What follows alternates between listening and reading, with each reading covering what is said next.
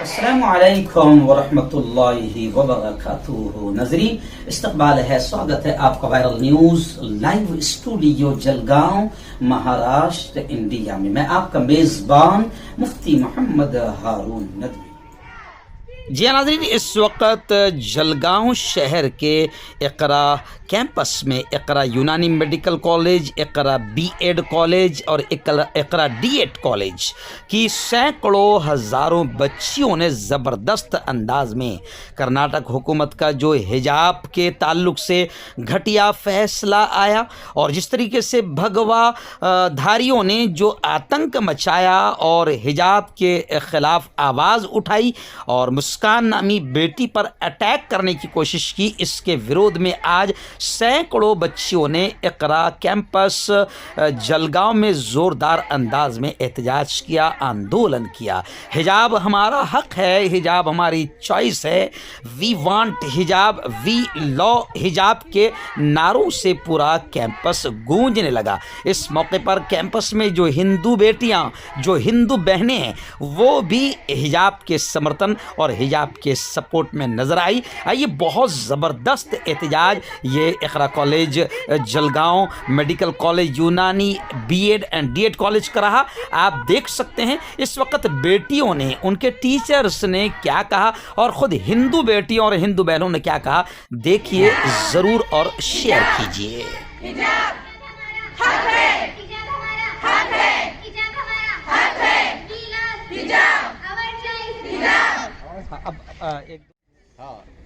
मेरा नाम वंदना योहान तेलकोटे। मैं क्रिश्चियन हूँ और इकरा हॉस्पिटल में जॉब करती हूँ। अच्छा, हिजाब के ताल्लुक से आपका क्या कहना है? दूसरे मजहब के है, यानी दूसरे धर्म के भी होके इकरा में जो जॉब करते हैं, तो हमको कोई बात ऐसी बता नहीं जाती कि तुम भी लिबास पढ़ो, तुम भी हमारे साथ में जो करते हो करो, ऐसी कोई ज़बरदस्ती नहीं होती है। हमको सब स्वतंत्र, जैसे हम चाहते हैं वैसे ही हमारा लिबास हमारा सब रहता है। लेकिन ये बात गलत है कि जब एक स्टूडेंट जाती है और उसके सामने आजू बाजू में जो छड़े जाते हैं, उन पे कानून होना चाहिए, उन पे ये गुनाह दाखिल होना चाहिए। यानी लेडीज़ को पाबंदी नहीं होनी चाहिए कि लेडीज़ का लिबास पहना हुआ, जो जो लिबास में जो बताया गया है, जो कानून कायदे हो रहे हैं, वो सब गलत है। मैं डॉक्टर नाजमा शेख रियाजुद्दीन, मैं इकरा यूनानी मेडिकल कॉलेज में एज ए रीडर, और ये जो कुछ भी हुआ है कर्नाटक में हिजाब के ताल्लुक से, ये सरासर औरतों के साथ नाइंसाफ़ी है, जुल्म है, ज़्यादती है, और ये जुल्म हम मुस्लिम औरतें बिल्कुल बर्दाश्त नहीं करेंगे और इसके ताल्लुक से जो भी कार्रवाई होगी हम उसमें बराबर के शरीक रहेंगे इंशाल्लाह।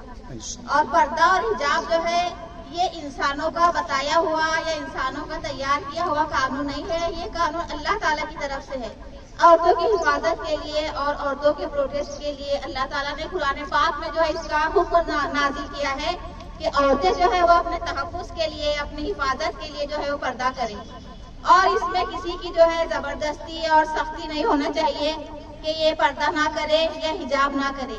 ये जो है सरासर नाइंसाफ़ी है और इसके खिलाफ जो है हुकूमत को सख्त इक़दाम उठाना चाहिए। और जो लड़की जिसके ऊपर जो है कर्नाटक में जुल्म किया गया, जिसके साथ ज्यादती की गई, तो ऐसे गुंडों के खिलाफ भी सख्त जो है वो कार्रवाई करना चाहिए। और हम तमाम मुस्लिम औरतें और लड़कियां उसके साथ जो है बराबर के शरीक हैं इंशाल्लाह।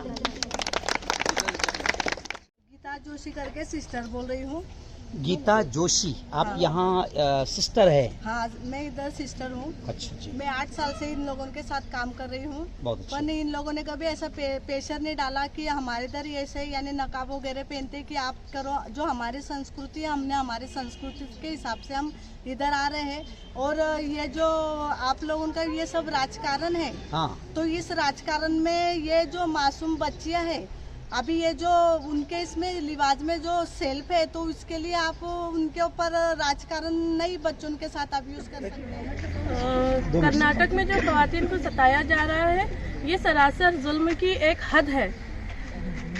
आपका मकसद सिर्फ एजुकेशन हासिल करना है, और अगर लड़कियां कुछ फहश लिबास पहनकर आए तो आप उसके ऊपर बोल सकते हैं कि ये हिंदुस्तान है, यहाँ पर मिली जुली तहजीब चलती है, तो आप असरी लिबास ना पहने। लेकिन जब कोई अपना रिलीजियस लिबास पहन रहा है, यूनिफॉर्म पहन रहा है, तो फिर उस पर कोई आपत्ति या फिर उसको इस तरह का मसला नहीं बनाना चाहिए। माननीय प्रधानमंत्री साहब का जो नारा सबको याद होगा, बेटी पढ़ाओ बेटी बचाओ, पर कर्नाटक के हालात का ये जो चल रहे हैं, इस पर मोदी जी ने जो नारा बदल दिया है, बेटी सताओ बेटी भगाओ। पढ़ाई का जो ताल्लुक ही टूट रहा है हम लोग से, क्योंकि ये लोग इतना स्टैंड जो लेते हैं ये सब चीज़ों पर, उनको पता है कि अगर हम लोग नकाब को कंपलसरी नहीं रखेंगे तो बहुत सारे, सब नहीं लेकिन 50-60% जो मुसलमान हैं वो अपनी बेटियों को एजुकेशन में नहीं डालेंगे। तो सरासर यही बात हो रही है, फिर बेटी बचाओ बेटी पढ़ाओ आगे बढ़ाओ, कहाँ गई ये सब बातें प्रधानमंत्री की? क्या आपके कॉलेज में, मुस्लिम कॉलेज होने की वजह से, क्या आपके कॉलेज में जबरदस्ती हिजाब या नकाब पहनाया जाता है? नहीं, बिल्कुल नहीं। ये मुस्लिम अदारा है और यहाँ पर स्टूडेंट्स जो है वो अदर समाज के भी आते हैं। अगर यहाँ पर ऐसे रहता है कि ये आपको यूनिफॉर्म पहनना ही है तो दूसरे समाज वालों को भी प्रदर्शन किया जाता, लेकिन ऐसा कुछ नहीं है। यहाँ पर सब अपनी मर्जी से ये सब पहनते हैं। और जैसा कि अभी सिस्टर्स ने बताया, वो क्रिश्चियन समाज से है और कभी उनको ये नहीं कहा गया कि आप यहाँ हमारे कैंपस में आ रहे हैं तो आप हिजाब पहने। क्या हिजाब आपकी चॉइस है? क्या हिजाब आपकी चॉइस है? क्या आप हिजाब को इस कॉलेज में अपनी मर्जी से इख्तियार कर रहे हैं? कोई बंदिश, कोई बैंड, कोई जबरदस्ती आप पर नहीं है? यानी हिजाब आप अपनी मर्जी से पहन रहे हैं, हिजाब आपकी चॉइस है, हिजाब आपकी पसंद है। माशाल्लाह। एक मिनट। यस, मैं इकरा यूनानी मेडिकल कॉलेज की फाइनल ईयर की तालिबा हूँ और हिजाब को लेके जो भी मसले चल रहे हैं हमारे मुल्क में, उसके ताल्लुक से सिर्फ इतना ही कहना चाहूँगी कि हिजाब हमारा हक है। और यहाँ बात हिजाब की नहीं हो रही है बल्कि लड़कियों को दी गई आज़ादी की हो रही है। तो हमारे साथ की मौजूद जितनी भी लड़कियाँ अगर यहाँ पे नकाब पहन के आ रही है तो उसका मतलब ये है कि वो अपने आप को उसी चीज़ में कंफर्टेबल समझती है। इसका मतलब बिल्कुल ये नहीं है कि हमारे घर वालों ने हमारे पे कोई पाबंदी लगाए है या कॉलेज की तरफ से हमारे पे कोई पाबंदी हुई है उस वजह से हम हिजाब पहन रहे, बल्कि हमारा कंफर्ट जोन यही है। अगर हिजाब पहनने के लिए मनाही हो रही है तो हो सकता है आगे चलकर इस देश में जो घूंघट लेने वाली औरतें हैं उन पर भी पाबंदी लगे, या तो फिर कुछ और मजाहिब की जो चर्च में जो औरतें होती है उनके ऊपर भी पाबंदी लगे। तो अगर आज हम हमारे हक के लिए नहीं बोलेंगे तो आगे चलकर इस मुल्क के हालात इतने ज्यादा बिगड़ जाएंगे कि औरतों को रास्तों पर चलना भी मुश्किल हो जाएगा, क्योंकि उनके पास आज़ादी नहीं होगी किसी भी चीज़ के ताल्लुक से बोलने की। जिन बेटियों ने वहाँ पर कर्नाटक का जो मामला सामने आया, तो जिन जवानों ने एक हिजाब वाली बेटी पर हमला करने की कोशिश की, क्या आप लोग उस पर कार्रवाई चाहते हैं?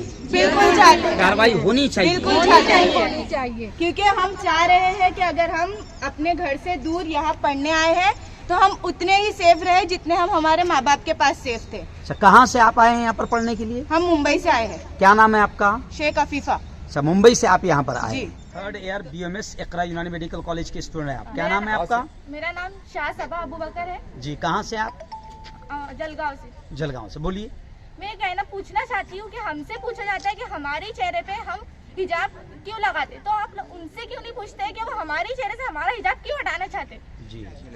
अस्सलाम वालेकुम। मेरा नाम शारशीन सईद है। मैं DL8 की स्टूडेंट हूँ, फर्स्ट ईयर में। मैं ये कहना चाहती हूँ कि अगर एक खातून से तालीम छीन ली जाए तो जाहिलियत पूरी नस्लों में सफ़र करेंगी। अलबत्ता उसी तरह एक औरत से, एक खातून से अगर पर्दा छीन लिया जाए तो बेहयाई तमाम नस्लों में सफ़र करेंगी। हम हमारी नस्लों को और हम हमारी बहनों और बेटियों को बेहया नहीं बनाना चाहते, इसलिए हम चाहते हैं कि आप हमसे हमारा हिजाब ना छीनें। ओके, देर से कोई बेटी?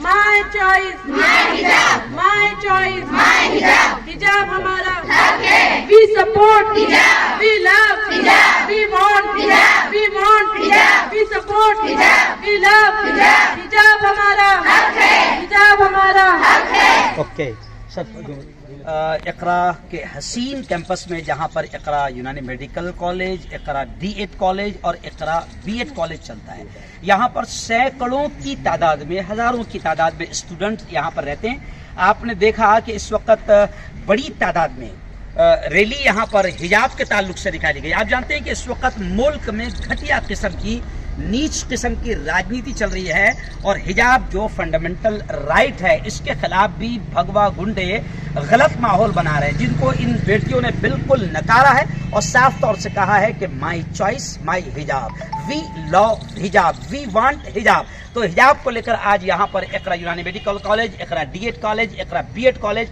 की बेटियों की शानदार एहतजाजी रैली हुई और इन्होंने अपनी बात भी पेश की। आज हम जानना चाहेंगे कि इस वक्त इकरा यूनानी मेडिकल कॉलेज के प्रिंसिपल मोहतरम कारी अब्दुल कुद्दूस साहब आज यहाँ मौजूद है और ऐसे ही उनके टीचर्स शुएब सर यहाँ मौजूद है और इकबाल सर यहाँ पर मौजूद है, पूरा स्टाफ यहाँ पर मौजूद है। हम जानना चाहेंगे कि सर, आपकी बेटियों ने बिल्कुल हिजाब के ताल्लुक से सपोर्ट का इजहार किया, प्यार का इजहार किया कि हिजाब हमारी चॉइस है, आप इस ताल्लुक से क्या कहना चाहेंगे? सबसे पहले मैं आपसे सवाल पूछूंगा, क्या आपके कॉलेज में एज ए मुस्लिम कॉलेज कभी आपने इनको हिजाब या नकाब या पर्दे पर जबरदस्ती की है?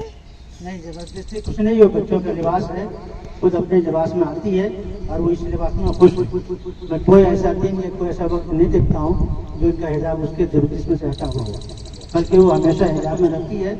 और वो नए बच्चों को आने के लिए हर बच्चे जो कि आसाद एडमिशन होता है सभी बच्चे हिजाब नहीं आते और हमारी तरफ से हिजाब की कोई पाबंदी नहीं है, फिर भी उनका लिबास है, बच्चे लिबास में आते हैं अपने लिबास में और उसकी तहजीब है, ये ऐसा उनकी तहजीब को उनसे छीना नहीं जा सकता। लिहाजा वो अपने लिबास में खुश हैं, उनकी खुशी में मैं भी खुश हूँ। मैनेजमेंट बाकायदा यहाँ पर एक शांततापूर्ण अमन तरीके से हिजाब के ताल्लुक से जो मुल्क में घटिया माहौल बनाया जा रहा है, इसको लेकर एक एहतजाजी रैली यहाँ पर भी आप लोगों ने की और वहाँ जदीद कॉलेज में भी हुई है।